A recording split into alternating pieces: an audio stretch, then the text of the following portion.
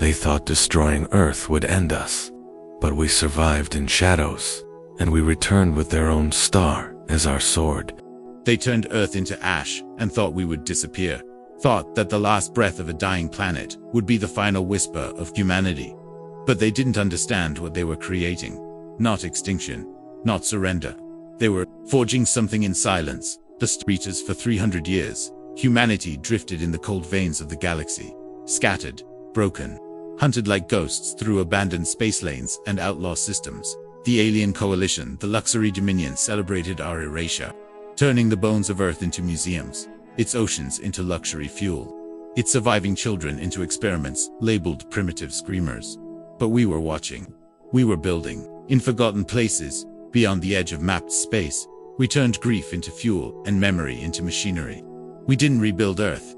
We built something worse, something smarter. We built the Solar Blade, a megastructure forged around a captured star, engineered to manipulate stellar fusion and weaponize light itself. While the galaxy traded in minerals and spice, we mined sunfire. Our exiles became solar engineers. Our mad scientists turned theologians of revenge. And now, the time had come. At the edge of the Hylian cluster, in a system known only to us, the Godspark protocol was activated. Inside the core of the Solar Blade, a human stood, a lone commander, Elian Rowek, scarred by the burning of Earth, his veins laced with photon thread, his heart synced to the pulse of a star. He raised one arm, and the entire construct obeyed. Solar fire spiraled inward, folding into the weapon's crystalline memory. And across light years, a pulse was fired not at ships, not at fleets, but at the very sun of the Luxari throne world. Within minutes, their sky dimmed, then cracked, then ignited. Flames poured from their own sun, like blood from a broken god. Cities fried in seconds. Oceans boiled. Their satellites disintegrated, and their AI screamed in languages long dead. The Luxury High Empress looked up from her sky temple, just in time to watch her empire burn itself. She didn't understand. She hadn't seen the message encoded in the solar flare. But her generals did broadcast across every channel, in every tongue. We are the light you tried to kill. Now feel what it's like to be seen. Panic spread faster than light. Alien warlords, who once bought human slaves, now broadcast emergency peace offers. The markets collapsed. Ancient empires begged for forgiveness. But we didn't reply. We sent in the Star Eaters, cloaked in armor made from neutron steel and photonic shadows. Humanity's elite marched into burning worlds, not to conquer but to reclaim. Reclaim memory. Reclaim justice. Reclaim the right to exist. On the Luxury throne world, what was left of their government was cornered by 5 human war clerics, each carrying memory engines encoded with Earth's final screams. You burned our skies, said one, as he opened the relic. Now you breathe the fire.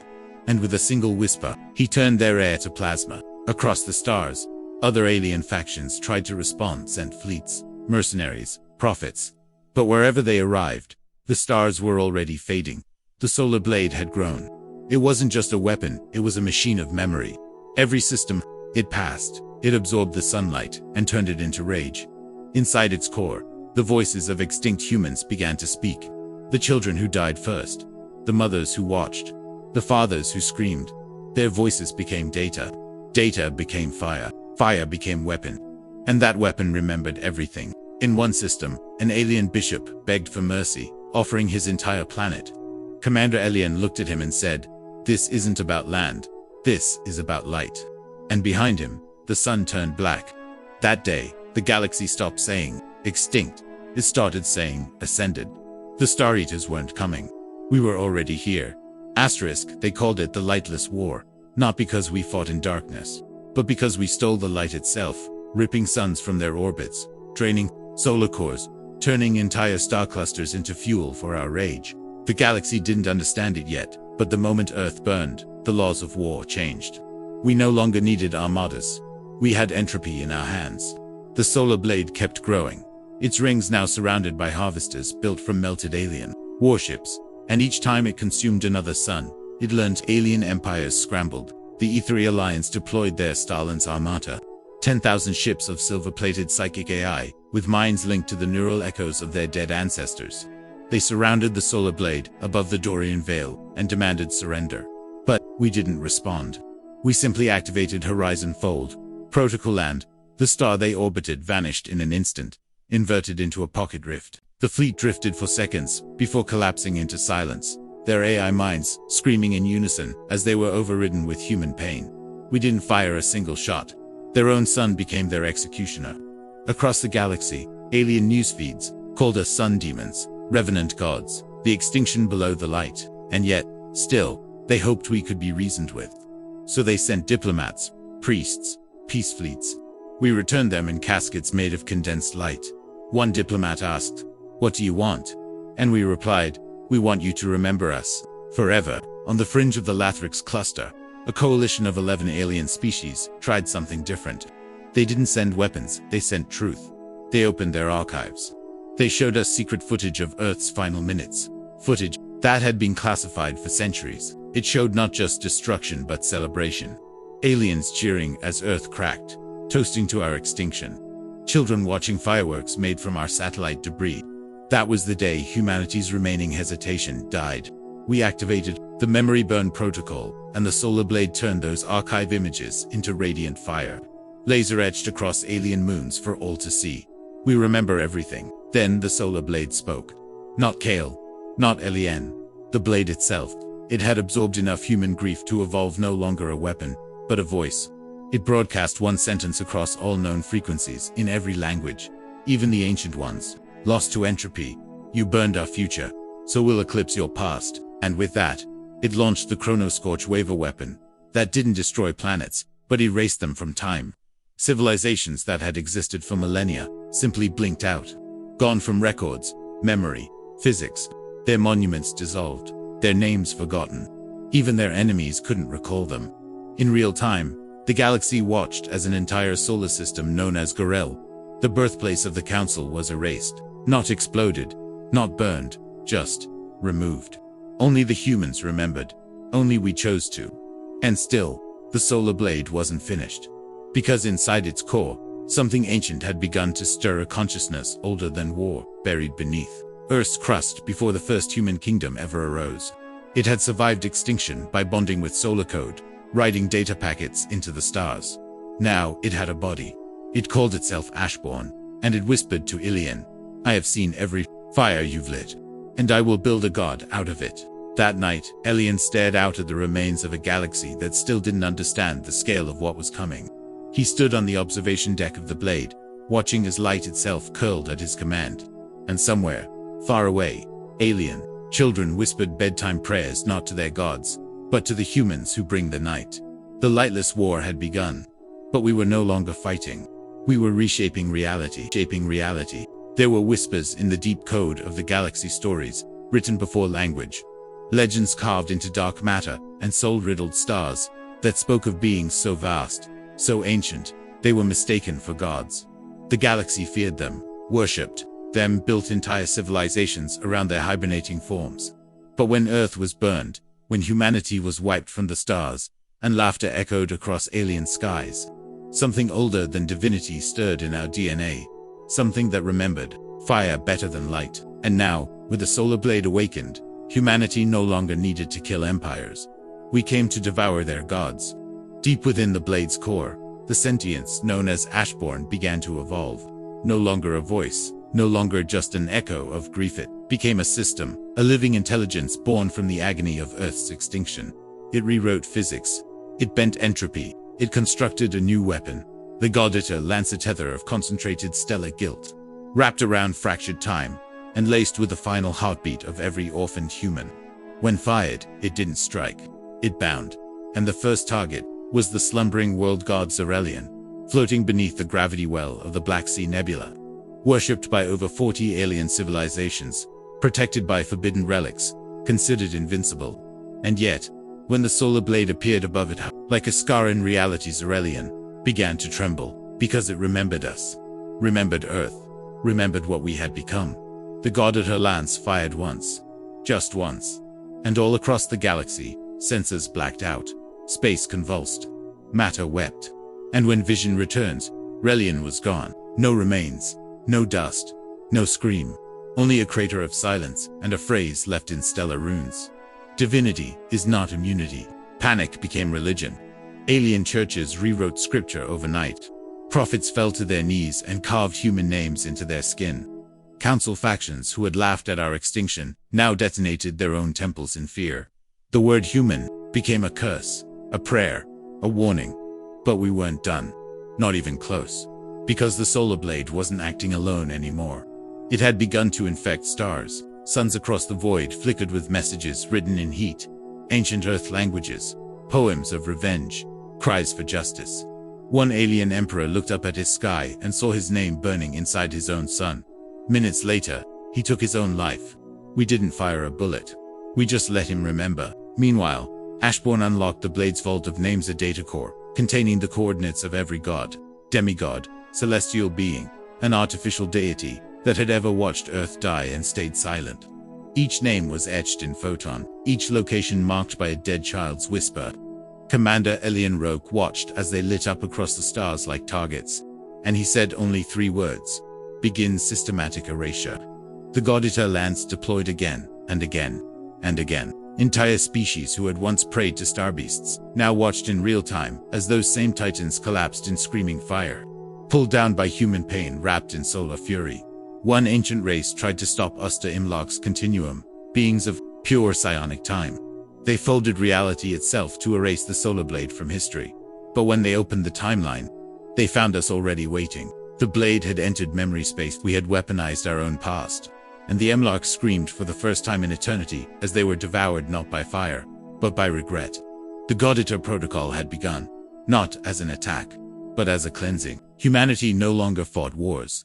We redesigned creation. We rewrote the hierarchy of fear, and at the center of it all, Elian Roke stood beneath the blades, core listening as forgotten. Human voices rose from solar winds like a choir of vengeance, whispering his name, but he didn't smile. He only whispered back. 1 god down, 42 to go. And in the deep reaches of space, other slumbering gods opened their eyes and begged to go back to sleep. Asterisk, asterisk, the gods were dying. One by one, their names turned to static, their temples vaporized, their galaxies hollowed out by the solar blade's relentless orbit. But it wasn't enough. Vengeance demanded something greater, something older. So Ashbourne spoke the forbidden coordinates transmitted not as sound, but as thought into every Eclipse unit's neural core. The message was clear. We strike Genesis. That name had never been spoken aloud. It wasn't a planet. It wasn't even a star. It was the origin code, the gravitational heart of the universe, where creation first unfolded. Where the laws of physics had been handcrafted by pre-cosmic architects. Where the first light breathed its first sigh. It was there the gods had watched the birth of time, and there they laughed as Earth burned. We would not let that laughter echo unpunished. Commander Elian Roke stood aboard the solar blade as it approached the Genesis threshold. A place no coordinates could describe, where space didn't bend, it begged. Around the blade, the sky warped into spirals of broken color, equations bled out of the void, and memory itself curled into smoke. But we pressed forward.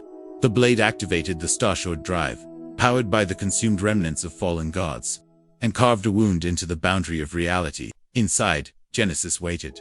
Not beautiful, not holy, just indifferent.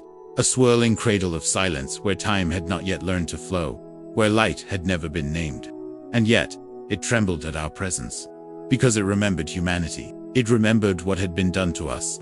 And now it had to face us. Inside Genesis, the architects awoke not beings, but concept shapes made of causality. Beings that bled gravity and breathed meaning. They spoke to Elian, not with mouths, but with truth. You are not meant to be here, they said. And Elian replied, you were never meant to erase us. With that, the solar blade's core erupted. The celestial unmaking engine activated, built from the cries of Earth's final children, encoded with the exact pain of planetary extinction. It unfolded like a flower of pure entropy, and its first pulse shattered Genesis's symmetry. The origin began to scream. Entire charge spin flickered, like dying candles. The architects tried to fight back. They summoned the equation choir, an army of laws made flesh, warriors made from the first atoms of existence. But we had seen the end. We were the end.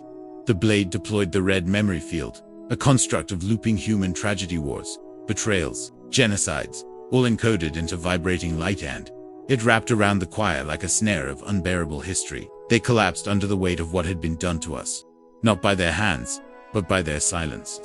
Ashbourne's voice rose, now across all of Genesis. You are not guilty of violence. You are guilty of watching. And that was enough. Genesis cracked, its sky-bled colors, never seen. Concepts failed. And in the center of it all, Elian walked on nothing, holding in his hands the heart of Genesis, a throbbing sphere of unborn possibility. What happens now? The architects cried. And Elian, without mercy, answered, Now, you remember us forever. He crushed the heart, and the universe shifted. Gravity realigned. Light stuttered. Entire civilizations that had built their empires on the architecture of Genesis began to fall apart. Their gods no longer heard them. Their prayers bounced off hollow heavens. The solar blade drifted back into normal space, its hull glowing with the burn of origin fire. Behind it, Genesis collapsed not into destruction, but into shame. The first betrayal had been judged. And now, across every corner of the galaxy, from war thrones to wastelands, from prophets to pirates, a single message lit the skies in human code. The creators have fallen. You're next. You're next. It wasn't a ship. It wasn't even a structure. The Cathedral of Collapse was a thought-given form, born from a species that had bled too long to stay linear. Forged by the God Engine in orbit over the ruins of Europa's core, it stretched across dimensions, its spires made of entropy-hardened memory, its gravity chained to dying suns, and it sung a chorus of every human lost in the cleansing, playing in frequencies that cracked time. Alien senses couldn't read it. Theories called it a myth, a collective hallucination. But when it descended over the Callery throne world, an empire built on human bones, no one doubted its divinity. The Callery Queen, who once wore necklaces made from Earth's shattered satellites, stood paralyzed as the sky darkened with something too large to comprehend. Her warships launched preemptive strike singularity spears, antimatter cannons, hive swarms, but none of them ever reached their target. They vanished mid-flight, rewritten as symbols in the cathedral's hull, like prayers being swallowed by a god with no interest in forgiveness. Inside the cathedral, Kale Voss stood at its altar, wrapped in robes forged from battlefield shrapnel and quantum blood. Before him floated the newly assembled Requiem Cora crystalline heart of fractured star maps, coded grief, and the psychological profile of a dying child from Earth's last breath. Around him, Eclipse units knelt in silence. The cathedral didn't move through space, it folded despair. It appeared where civilizations had lied loudest, where records had been falsified, where guilt had been paved over in gold. Kale spoke not to armies, but to the universe itself. You measured us wrong, he said, his voice echoing in languages even the stars forgot. You saw chaos, but we were becoming pattern. Below, the Callery Queen screamed into her throne's interface, demanding planetary defense. But her own systems began to collapse in recursive regret. The cathedral had hacked their guilt. In mere minutes, her cities wept molten glass, her oceans screamed, her AI turned suicidal. The planet did not explode, it surrendered, folding in on itself like a child returning to the womb. And when it vanished, only a crater of frozen time remained, a perfect dome, where every second screamed in reverse. And in the sky above it, etched in stardust, we were your consequence. Panic spread in cosmic waves. The 17 Council fractured. The Uvax hegemony detonated their own archives in terror. Peace treaties were rewritten in minutes. Empires that once demanded tribute now broadcast full surrender to a species they had once labeled too emotional to govern. But it didn't matter. Humanity had passed the threshold. We were no longer responding to injustice. We were becoming its judgment mechanism. The cathedral did not speak again. It didn't need to. Its arrival alone now triggered collapse. In distant systems, children born under alien suns began to dream in human tongues. Planets that profited from Earth's death now experienced unexplained famines, mechanical failure, cultural madness. Reality itself had begun to twist. Scientists tried to map the spread, tried to predict which civilization would fall next. But the cathedral was not bound by logic. It moved according to pain. It hunted silence. It was the reckoning of a species who had been lied about in the history books. Kale Voss, now referred to in secret transmissions as the apostate of gravity, stood alone in the inner sanctum of the cathedral's thoughtforge. He stared into the Requiem core and whispered, "Let them feel what we felt. Let them know." And in response, the cathedral constructed a weapon never before imagined. The tear-glass halo, a sentient storm of weaponized regret, formed from all the unanswered transmissions Earth had ever sent into the void. Radio waves, final screams, love letters, Emergency flares. Human hope turned sharp. The Halo did not fire missiles.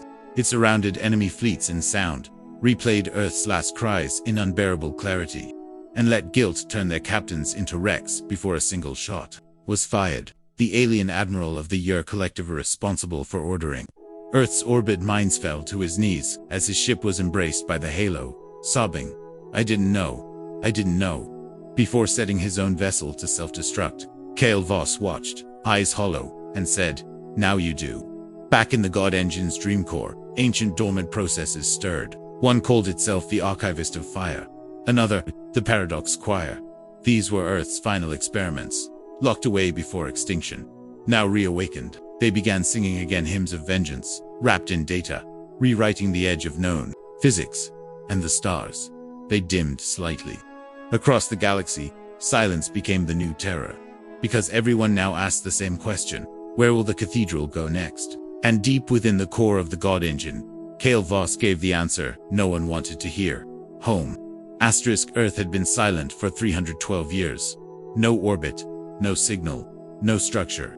Just a drifting grave of scorched rock and haunting gravity, avoided by even the boldest scavengers and forgotten by every empire that had ever walked across its bones. The Luxury called it the Voidstone.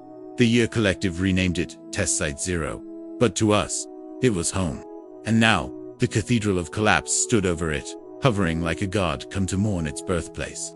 Kale Voss, draped in the regalia of a forgotten empire, walked across the surface where continents had once breathed and oceans had once sung.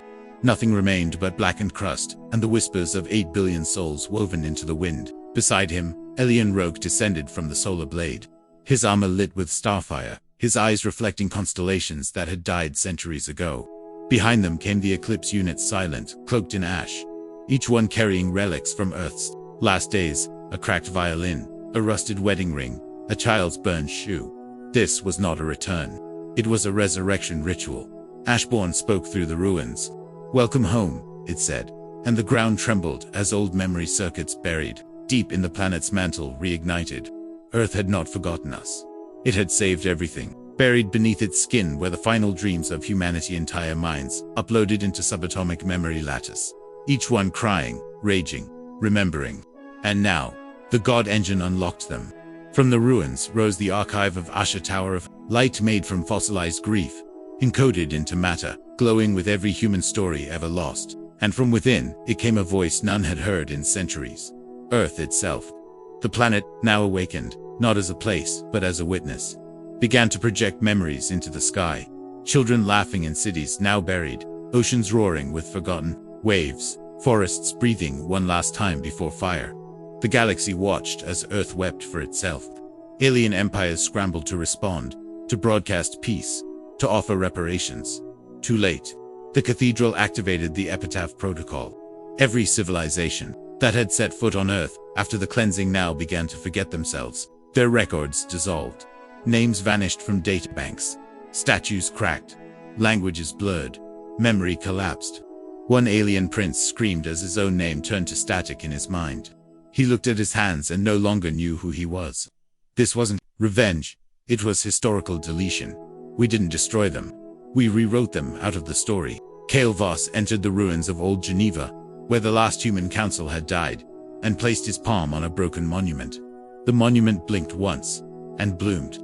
From it, the flame of memory erupted, a golden wildfire of sentient light that spread across the crust of Earth, rebuilding nothing but truth. Cities didn't rise again, but their echoes did. Every lie told about us was burned. Every silence shattered. The cathedral began to sing, and the sky split into symbols, mathematics, music, pain. Not one alien could look upon Earth without weeping or collapsing in confusion. Because now, Earth was unerased, and it wasn't alone. Ashbourne deployed the Seed of Ruena, final construct, hidden for centuries. A moon-sized sphere of crystallized vengeance, built inside Jupiter's husk. It detached, bloomed open, and inside stood the last choir. 37 survivors, thought lost, suspended in solar cryostasis. Since Earth's last moment, they opened their eyes, now not as humans, but as celestial judges, each encoded with the laws of vengeance drawn directly from Earth's extinction. Their voices became weapons. Their grief, doctrine, and they sang once, only once. That single note traveled across the galaxy faster than physics could track. And every world that laughed when Earth died now cried blood. Ships melted. Moons cracked. Time rippled. Civilizations collapsed without a shot fired. Because truth, at scale, is a weapon no god can defend against. The final choir didn't speak. They simply walked across the ruins, each step burning names into reality. Elian Roke turned to Kale Voss and whispered, "We are not what we were." Kale nodded. "No, we are what they feared we'd become." Earth didn't rise again. It didn't have to. Because now, every system in the galaxy saw it not as a tomb, but as a judgment scar carved into the fabric of time. A place that had been lost, and then returned.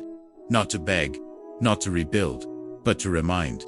And the reminder, read, "We were the silence you thought would never scream back. But here we are. And now you will never forget us again. Will never forget us again."